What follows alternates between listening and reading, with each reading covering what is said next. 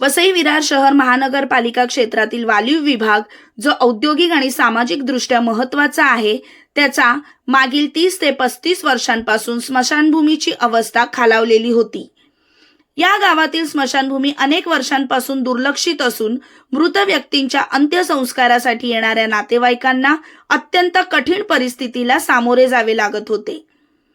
वालीव गावात असलेल्या स्मशानभूमीच्या दुरावस्थेबद्दल प्रभाग क्रमांक 20च्या नगरसेविका निशा जगदीश भोईर, बहुजन विकास आघाडीचे कार्यकर्ते जगदीश भोईर आणि महेश धनगर यांनी ही स्मशानभूमी दुरुस्त होईपर्यंत पर्यायी व्यवस्था करण्यात यावी याकरिता पाठपुरावा केला होता।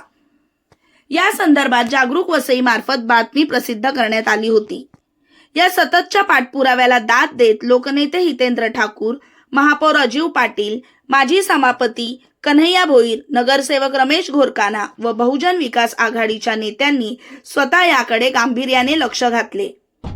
अखेर त्यांच्या या पाठपुराव्याला यश आले असून आज जुन्या स्मशानभूमीचे बांधकाम निष्कासित करण्यात आले असून याच ठिकाणी बहुप्रतीक्षित स्मशानभूमीच्या बांधकामाला लवकरात लवकर सुरुवात होणार आहे। या स्मशानभूमीच्या शेजारी असलेल्या पर्यायी व्यवस्था म्हणून वालीव प्रभाग समिती 20च्या नगरसेविका निशा जगदीश भोईर यांनी वालीव गावातील बहुप्रतीक्षित स्मशानभूमीची पर्यायी सोय उपलब्ध करून दिली आहे।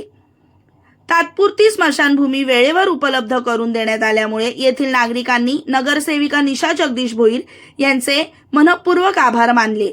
यावेळी समाजसेवक जगदीश कमलाकर भोईर यांनी प्रशासनाने केलेल्या सहकार्यामुळे प्रशासनाचे देखील आभार मानले आहेत।